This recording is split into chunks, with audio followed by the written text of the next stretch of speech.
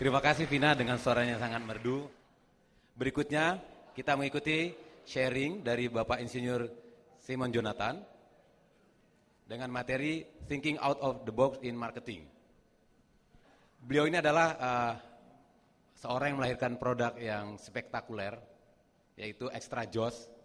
Tapi bukan spektakuler guyonan ya. Kalau spektakuler guyonan itu spekulasi tapi laku dan populer. Tapi ini benar-benar spektakuler ya. Dan beliau juga seorang entrepreneur yang awalnya adalah beliau seorang marketing di suatu perusahaan. Kemudian beliau mendirikan perusahaan di bidang marketing consultant. Dan beliau telah meluncurkan sebuah buku launching. Untuk itu kepada Bapak Simon Jonathan kami persilakan untuk maju ke podium. Selamat siang saudara-saudara. Selamat siang. Kayaknya masih lemes nih ya. Karena baru inovasi mestinya tetap semangat. Salam inovasi. Oke, jadinya saya akan langsung aja. Karena kelihatannya waktunya agak mepet. Saya dapat waktu hanya 45 menit. Dan kelihatannya sekarang sudah lewat jamnya. Mestinya saya tadi mulai jam 13.25. Ya, jadinya pertama kali saya mengucapkan selamat ulang tahun untuk Pak Ci. Kelihatannya tidak ada Pak Ci Putra. Selamat ulang tahun yang ke-78. Tanggal 31 Oktober 2007 saya juga sebagai banyak penulis di majalah-majalah, majalah marketing, di SWA, di majalah Mix, di berbagai majalah. Pada waktu itu saya mau menulis tentang Pak Ci Putra dan entrepreneur.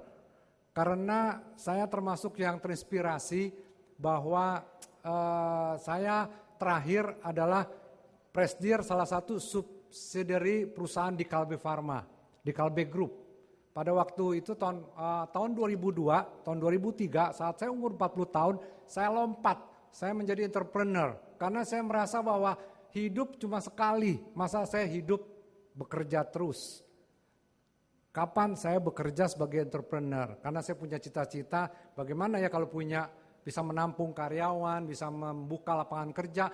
Karena saya pernah kuliah diajar sama satu dosen saya sebelum saya lulus. Saya kuliah di IPB, Institut Pertanian Bogor. Mungkin orang-orang tanya kok pertanian masuk ke marketing gitu ya.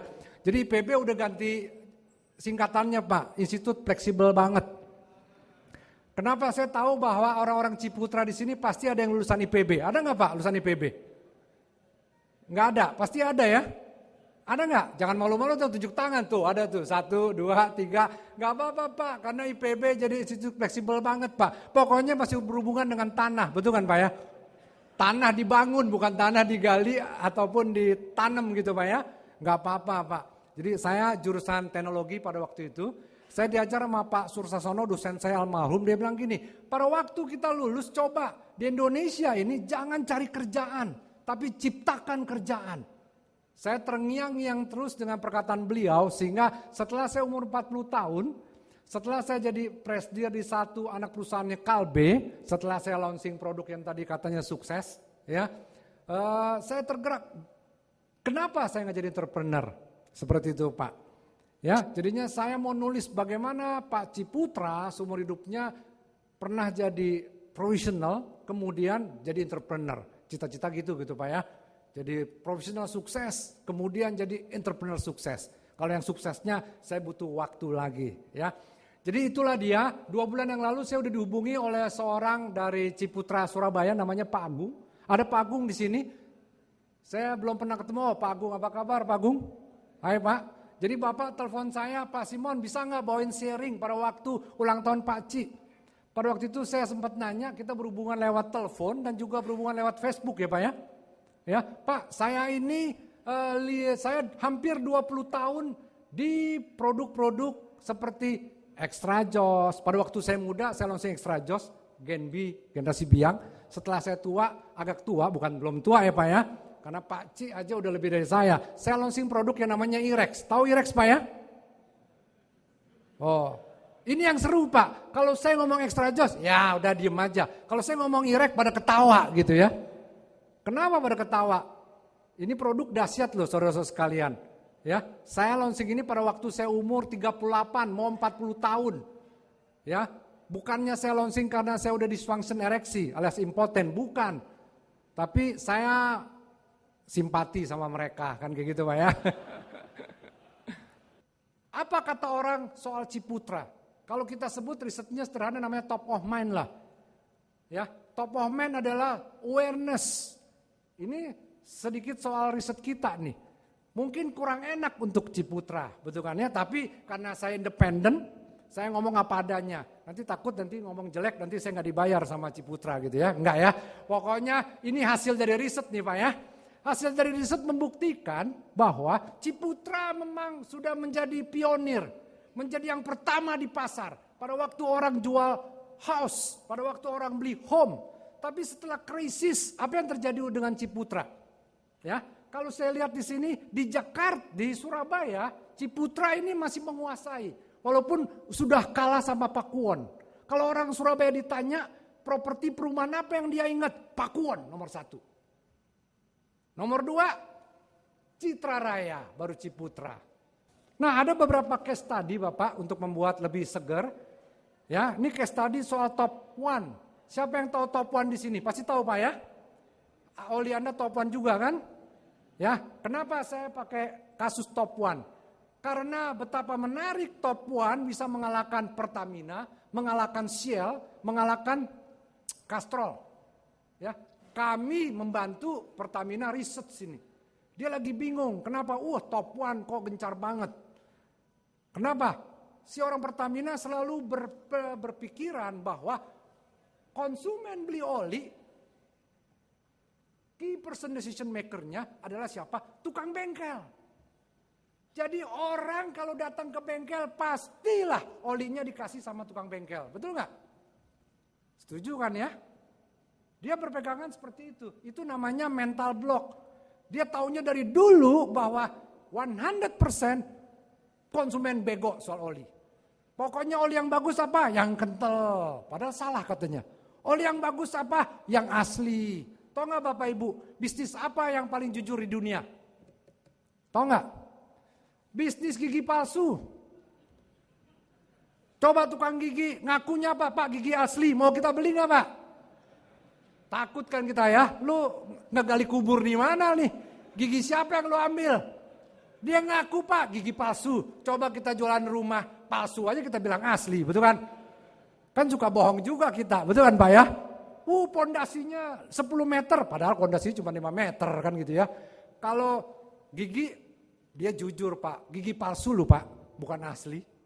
Ya jujur dia. Kalau oli juga lucu, oli asli dari alam, itu malahan kurang laku. Oli sintetis malahan laku Pak.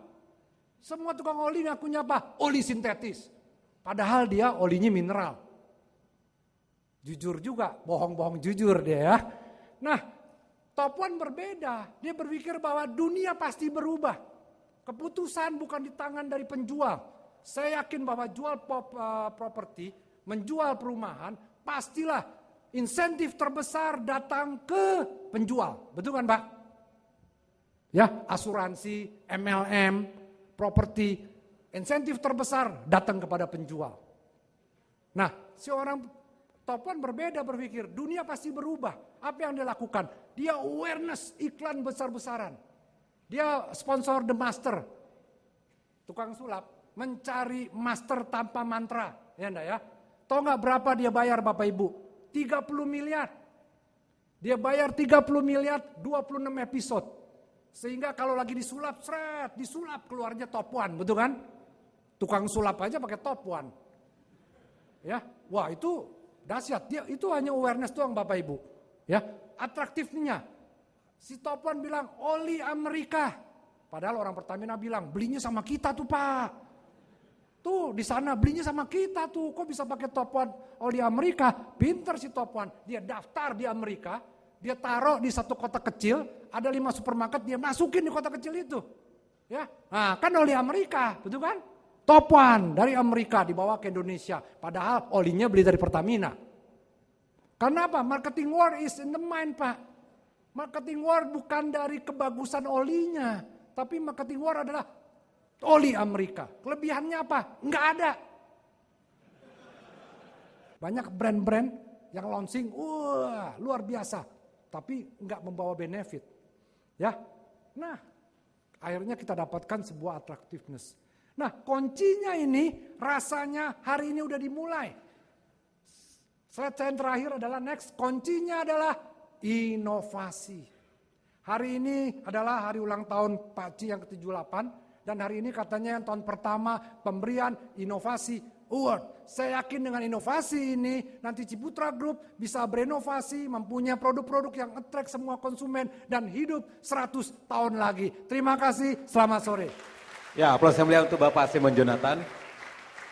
Terima kasih Pak Simon dengan